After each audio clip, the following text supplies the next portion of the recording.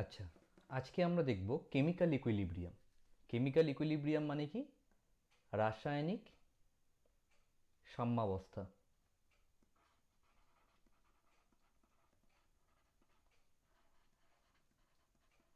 Chemical equilibrium মানে কি? রাসায়নিক সাম্যাবস্থা। তো কেমিক্যাল ইকুইলিব্রিয়াম কাদের জন্য হবে? একটা কেমিক্যাল রিয়াকশন লাগবে, এ এ প্লাস বিবি থেকে সিসি প্লাস ডিডি। ঠিক আছে?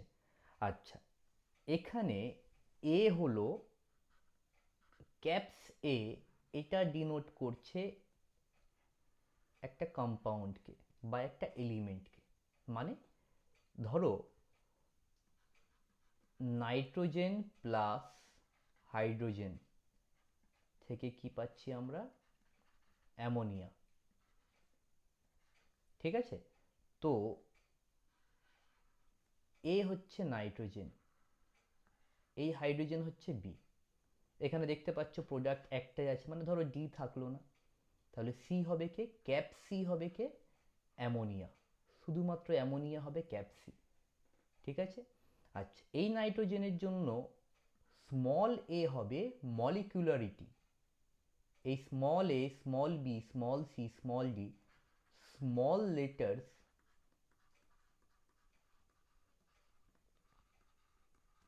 are called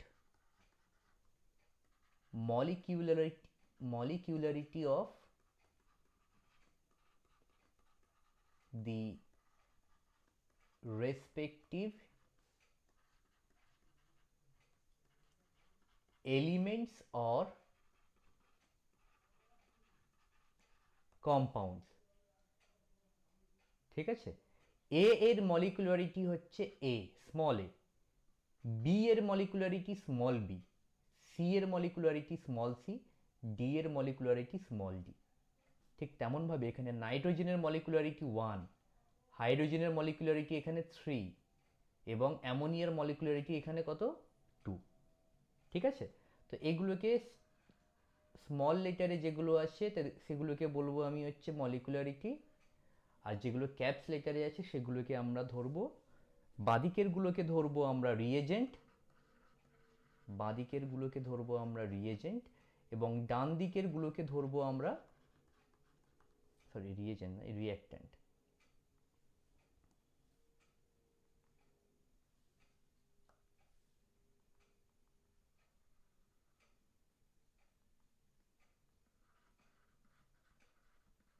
রিঅ্যাক্ট্যান্ট ধরবো বাদিকেরগুলোকে, আর ডান দিকেরগুলোকে ধরবো আমরা কি?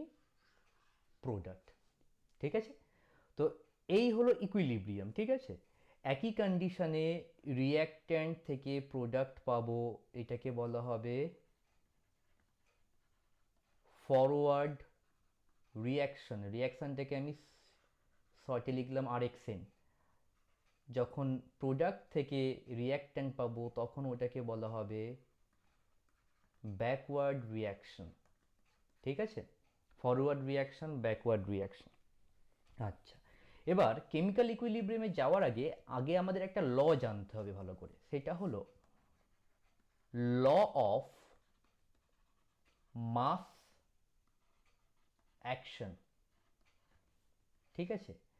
এটাকে বাংলায় বলবে ভরক্রিয়ার সূত্র। ভরক্রিয়ার সূত্র।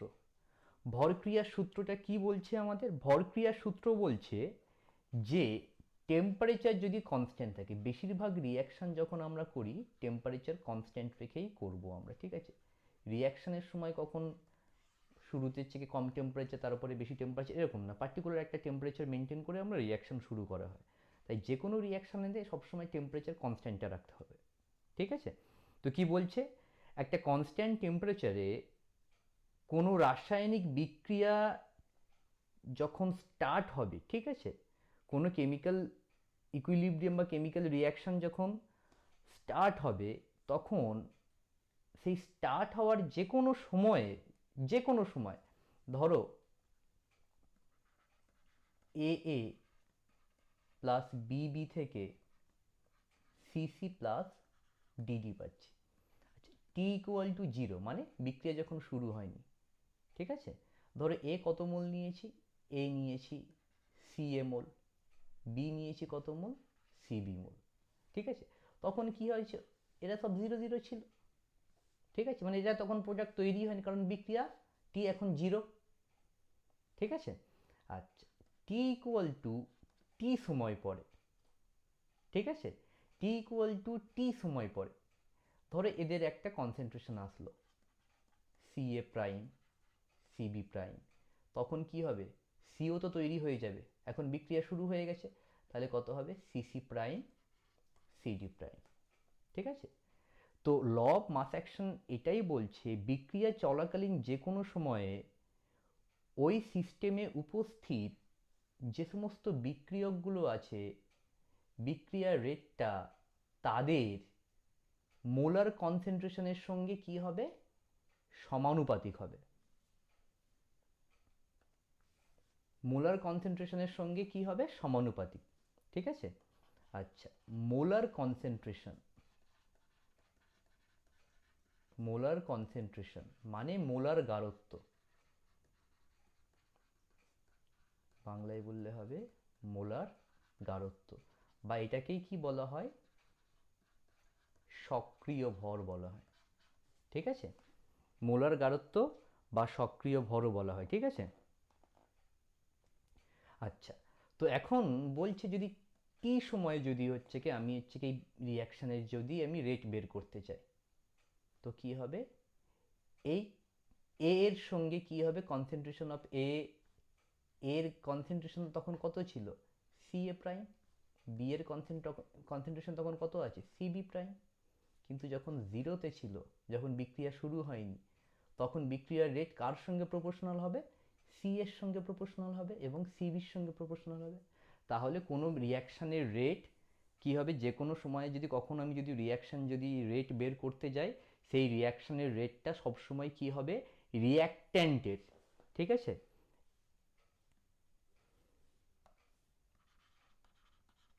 rate of reaction is proportional to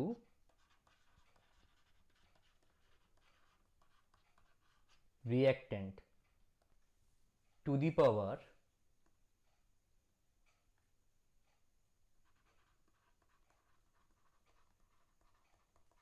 molecularity, ঠিক আছে, রিয়াকশন টু দি পাওয়ার মলিকুলারিটি, ঠিক আছে। এটা কেন হলো ভালো করে ভেবে দেখো,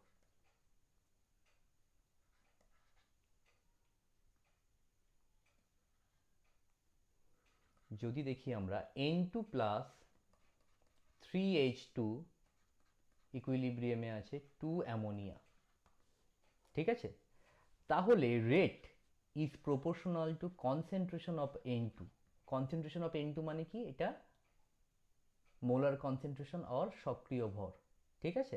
আচ্ছা, এখানে তো N2 একজন রয়েছে, কিন্তু এখানে দেখো তিনটে হাইড্রোজেন আছে, তো তিনটে হাইড্রোজেন যদি আমরা যদি ভালোভাবে যদি লিখি, তাহলে H2 প্লাস H2 প্লাস প্রত্যেকটা হাইড্রোজেন তো রিয়াকশনে অংশগ্রহণ করছে, এখানে তিনটে হাইড্রোজেনই তো রিয়াকশনে অংশগ্রহণ করছে, তাহলে R is proportional two concentration of hydrogen, R is proportional to concentration of hydrogen, R is proportional to concentration of hydrogen, তাহলে কি হবে অ্যাকচুয়ালি, তিনটেকে যদি একসঙ্গে যদি করি তাহলে R is proportional to concentration of H2 to the power 3 হবে, ঠিক আছে।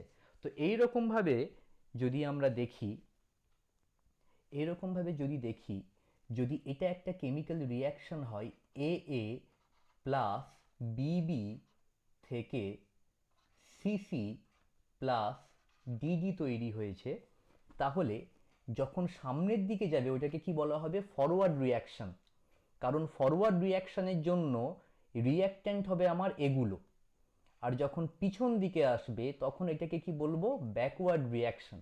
আর F stands for rate of forward reaction, rate of forward reaction, RB stands for rate of backward reaction, ঠিক আছে, ব্যাকওয়ার্ড রিয়াকশন, ঠিক আছে। তো এখন দেখো রেট কি হবে, ঠিক আছে। তো ধরো বিক্রিয়াটা কিছুক্ষণ চলেছে, বিক্রিয়াটা কিছুক্ষণ চললে আমাদের তাহলে কি হবে, বিক্রিয়াটা কিছুক্ষণ চললে আমাদের কি হবে, আমাদের রিয়াকশন যেখানে করব সেখানে আমাদের কি থাকবে, রিয়াক্ট্যান্টও থাকবে, আর কি থাকবে, প্রোডাক্টও থাকবে, আমাদের দুটোই থাকবে। তাহলে এখন ল অফ মাস অ্যাকশন কি বলছে, forward reaction is R F, এটা করছি ফর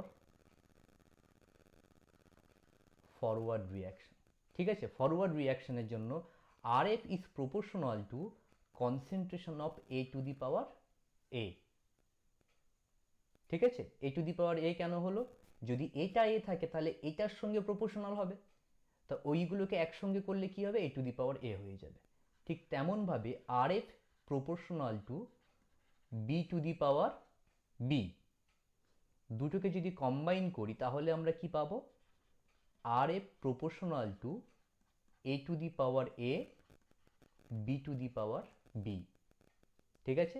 এখন প্রপোর্শনাল তুললে একটা কি হবে, কনস্ট্যান্ট আনতে হবে, প্রপোর্শনাল কনস্ট্যান্ট। তাহলে R F is equals to K F A to the power A B to the power B, ঠিক আছে। এই কে এফটা proportional constant,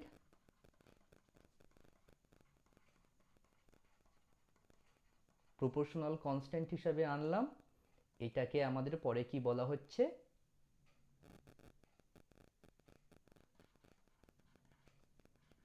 rate constant for forward রিয়াকশন। ফরওয়ার্ড রিয়াকশনের রেট কনস্ট্যান্ট মানে আর এফটাকে বলা হচ্ছে রেট অফ রিয়াকশন, ঠিক আছে, রিয়াকশনের রেট অফ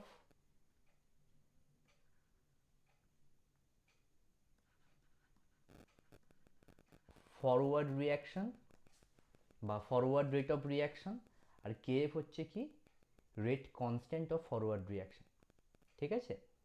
আচ্ছা, ঠিক তেমনভাবে এবার যদি বলি ফর ব্যাকওয়ার্ড রিয়াকশন কি হবে, ব্যাকওয়ার্ড রিয়াকশন কি হবে, for backward reaction R B is proportional to, ভালো করে দেখো, যখন ব্যাকওয়ার্ড এপার থেকে এপারে যাবে, এপার থেকে যখন এপারে যাবে তখন রিয়াক্ট্যান্ট হবে সি আর ডি, তাহলে R B is proportional to C to the power C and R B মানে backward reaction rate is proportional to D to the power D, therefore combine করলে কি পাবো, R B is proportional to C to the power C D to the power D, তাহলে R B is equal to K B into C to the power C D to the power D, ঠিক আছে। তাহলে R B কি, rate of backward reaction বা backward reaction rate, আর কেবি কে আমরা কি বলবো, কেবি কে ওই প্রথম প্রপোর্শনাল কনস্ট্যান্ট হিসাবে এনেছিলাম, প্রপোর্শনাল কনস্ট্যান্ট হিসাবে আমি এনেছিলাম, তারপরে কি করলাম, ওটার নাম কি দিয়ে দিয়েছি, ওটার নাম rate constant of backward reaction, ঠিক আছে। তো এই আর এফ, এই আর বি, ঠিক আছে। আচ্ছা, এবার আমরা একটু গ্রাফ দেখে নেব একটু।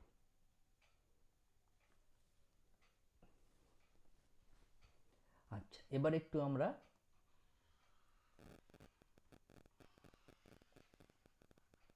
গ্রাফ দেখে নেব, ঠিক আছে। আচ্ছা, প্রথমে রিঅ্যাক্ট্যান্ট, রিঅ্যাক্ট্যান্ট প্রথমে যদি দেখি C A C B, concentration এখানে কি এ আর বি এর ম্যাক্সিমাম ছিল, তখন সিডি তৈরি হয়নি, তাই তো। তো এক সময় সি আর ডি এর বিক্রিয়া শুরু হওয়ার প্রথমে, বিক্রিয়া শুরু হওয়ার প্রথমে সি আর ডি এর কনসেন্ট্রেশন কত হবে, জিরো, তাহলে ব্যাকওয়ার্ড রিয়াকশনের রেট শুরুতে কত হবে, জিরো হবে, ঠিক আছে। আচ্ছা, ফরওয়ার্ড রিয়াকশনের রেট একদম প্রথমে কি হবে, ম্যাক্সিমাম হবে, কারণ এ আর বি এর গাঢ়ত্ব বিক্রিয়ার শুরুতে তো ম্যাক্সিমাম থাকবে। তারপরে কি হবে, এ আর বি রিয়াকশন করে সিজি তৈরি করা আরম্ভ করে দেবে। তাহলে এ বি এর কনসেন্ট্রেশন ধীরে ধীরে কমতে থাকবে।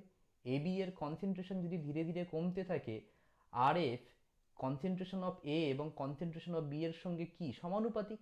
তাহলে এর কনসেন্ট্রেশন বাড়লে যেমন এর কনসেন্ট্রেশন বাড়লে বা বি এর কনসেন্ট্রেশন বাড়লে rate of the forward reaction বেড়ে যাবে, এবং এর কনসেন্ট্রেশন কমলে বা বি এর কনসেন্ট্রেশন কমলে রেট অফ ফরওয়ার্ড রিয়াকশন কি হয়ে যাবে, ধীরে ধীরে কমে যাবে।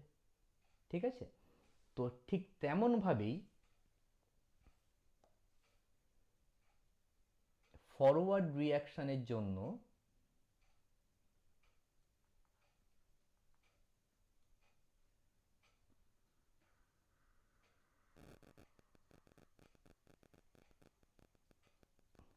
এটা এটা তাহলে কার জন্য,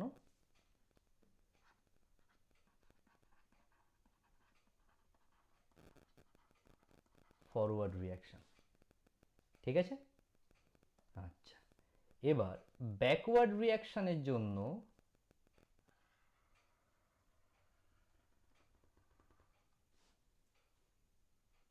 এটা হবে। ঠিক আছে, ব্যাকওয়ার্ড রিয়াকশন, তাহলে এটা কিসের জন্য হলো, ব্যাকওয়ার্ড রিয়াকশন।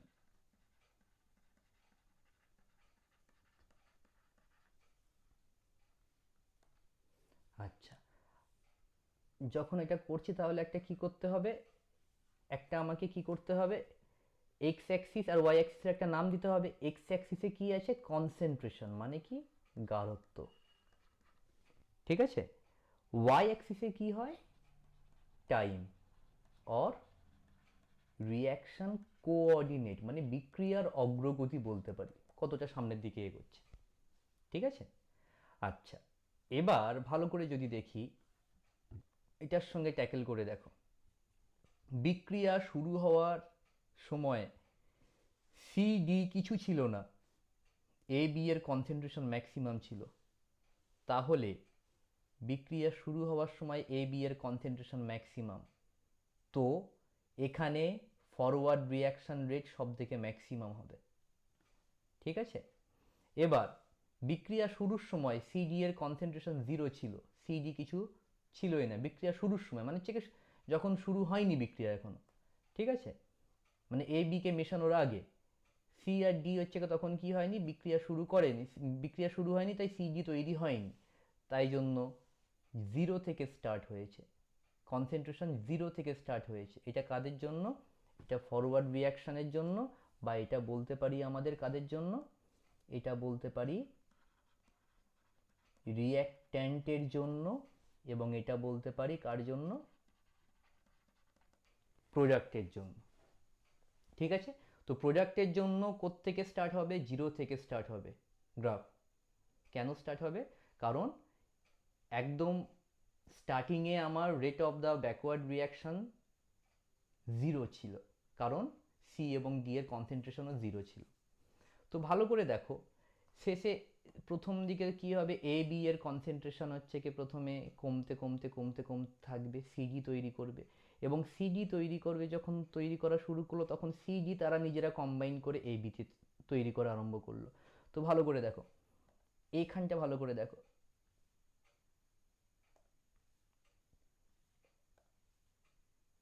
এখান থেকে যখন এখানে আসলো, কনসেন্ট্রেশনে আস্তে আস্তে আস্তে আস্তে কনসেন্ট্রেশন একটা কি হলো, একটা জায়গাতে আসলো।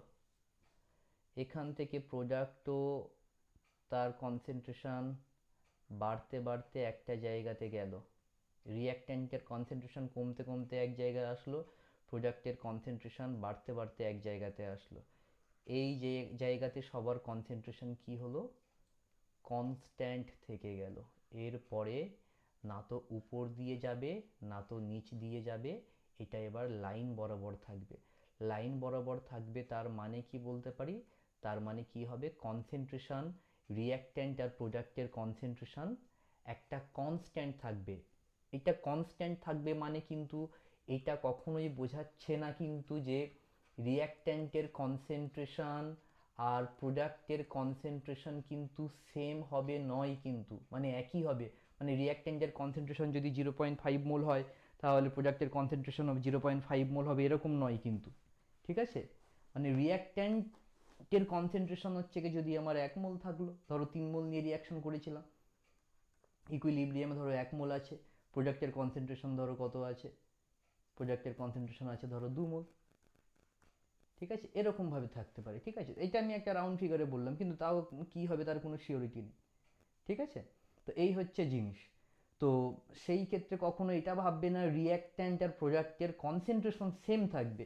এখানে এটা দেখাচ্ছে মানে রিয়াক্ট্যান্ট আর প্রোডাক্টের কনসেন্ট্রেশন সেম হবে না, কখনো কনসেন্ট্রেশন সেম হবে না, কনসেন্ট্রেশন কনস্ট্যান্ট থাকবে, একটা স্থির জায়গাতে থাকবে।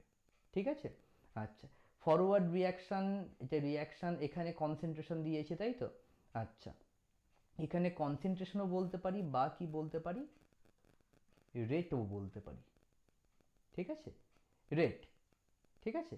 এটা ফরওয়ার্ড রিয়াকশানের জন্য, এটা হচ্ছে কি ব্যাকওয়ার্ড রিয়াকশানের জন্য। তো এই জায়গাতে দেখো, এইটা যে ইকুইলিব্রিয়াম পয়েন্ট, এই পয়েন্টটাকে কি বলা হবে, এই পয়েন্টটাকে বলা হবে আমাদের ইকুইলিব্রিয়াম পয়েন্ট। Equilibrium point. ইকুইলিব্রিয়ামে পয়েন্টে পৌঁছানোর শর্ত কি আছে, তাহলে ইকুইলিব্রিয়ামে পয়েন্টে পৌঁছানোর শর্ত হলো R F is equals to R B, মানে forward reaction rate is equals to backward reaction rate. মানে ফরওয়ার্ড রিয়াকশনের রেট আর ব্যাকওয়ার্ড রিয়াকশনের রেট সমান হবে। মানে যদি আমরা থিওরিটিক্যালি বলি, এবি থেকে সিজি তৈরি হওয়ার হার এবং সিজি থেকে এবি তৈরি হওয়ার হার সমান হবে। এদের কনসেন্ট্রেশন কম ছিল, তাই জন্য এদের রেট কমে কমে আসছিল। এদের রেট প্রথমে ম্যাক্সিমাম ছিল, প্রথমে এদের রেট ম্যাক্সিমাম ছিল, ধীরে ধীরে কমেছে। এদের রেট প্রথমে 0 ছিল, ধীরে ধীরে বেড়েছে। এমন একটা পয়েন্ট আসবে যেখানে কি হবে, ফরওয়ার্ড রিয়াকশনের রেট এবং ব্যাকওয়ার্ড রিয়াকশনের রেট কি হবে, দুটো সমান হয়ে যাবে। যখনই দুটো সমান হয়ে যাবে, তখন সেটা হচ্ছে কি ইকুইলিব্রিয়াম রিচ করলো, তখন সেটা ইকুইলিব্রিয়াম রিচ করলো। এবার যখন ইকুইলিব্রিয়ামে পৌঁছে গেল, ফরওয়ার্ড রিয়াকশনের রেট ব্যাকওয়ার্ড রিয়াকশনের রেট সমান হয়ে গেছে, এখন সামনের দিকে যতটা যাবে ঠিক তেমনভাবে পিছন দিকে আসবে। তাহলে বিক্রিয়াটা আমার দেখে কি মনে হবে, মনে হবে যেন একটা স্টেবল হয়ে আছে। মানে বিক্রিয়াতে কারোর গাঢ়ত্ব কখনো চেঞ্জ হবে না। মানে ইকুইলিব্রিয়াম পয়েন্টে এ এর গাঢ়ত্ব, বি এর গাঢ়ত্ব, সি এর গাঢ়ত্ব, ডি এর গাঢ়ত্ব একবার পৌঁছে যাওয়ার পরে ইকুইলিব্রিয়ামে রিয়াকশন সারা জীবন চলে যাবে। ইকুইলিব্রিয়াম রিয়াকশন কোনো দিনও থামবে না। টাইম দেখতে পাচ্ছ তো, টাইম যদি আমি ইনফাইনাইট টাইম ধরি, তাহলে হচ্ছে কি হবে, এটা এরকমভাবে কি হবে, ইনফাইনাইট অবধি চলতেই থাকবে। তো ইকুইলিব্রিয়াম রিয়াকশন কখনো, এটাকে বলতে পারি never ending reaction. Never ending reaction মানে এই বিক্রিয়া কখনো কি হয় না, শেষ হয় না। কিন্তু বিক্রিয়াতে এ বি সি ডি সবার গাঢ়ত্ব কনস্ট্যান্ট থাকে। তার কারণ কি, তার কারণ ফরওয়ার্ড রিয়াকশন রেট, মানে এ এবং বি এর ভাঙার হার এবং সিডি থেকে এবি তৈরি হওয়ার হার দুটো কি হয়ে গেছে, সমান হয়ে গেছে। তো সেই জন্য কি হচ্ছে না, সেই জন্য হচ্ছে কারোর কনসেন্ট্রেশন কখনো চেঞ্জ হচ্ছে না। আচ্ছা, এবার দেখো প্রিভিয়াস ইকুয়েশনে আমরা দেখো R F equal to K F A to the power A B to the power B বের করেছিলাম। এখন R F equals to R B দেখলাম ইকুইলিব্রিয়ামে, তাহলে আর এফ মানে কি হবে, K F A to the power A B to the power B is equals to R B মানে K B C to the power C D to the power D. তো K F by K B is equals to C to the power C D to the power D by A to the power A B to the power B. এটাকে বলা হয় K eq, K eq মানে হচ্ছে K equilibrium or